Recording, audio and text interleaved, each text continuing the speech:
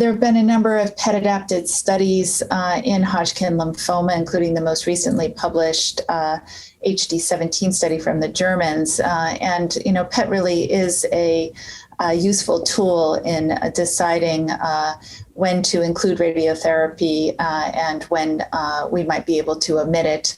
We do know that there is a slightly higher risk of relapse generally in most studies where they have compared radiation to no radiation. So I think this is really where we're going. I think with the novel drugs that have been introduced in classic Hodgkin lymphoma, including Brentuximab, vedotin, and checkpoint inhibitors, Pembrolizumab and Nivolumab. I think we're seeing these being used more and more in the upfront setting.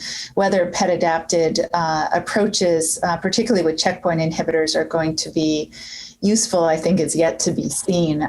But for now, particularly in patients with early stage disease, I think using early PET response, we can omit radiation in most patients and again, prevent a lot of the late toxicities that may be seen. One caveat to that is we know that radiotherapy techniques have really improved over time, and the dose, the field, and the machinery is much different. It takes many years, 10 to 20, 30 years after radiotherapy to really fully assess the late risks. So whether novel approaches are going to be more tolerated and associated with less late toxicity, I think, is an open question. But for now, I think as much as we can, it is favorable to omit the radiation.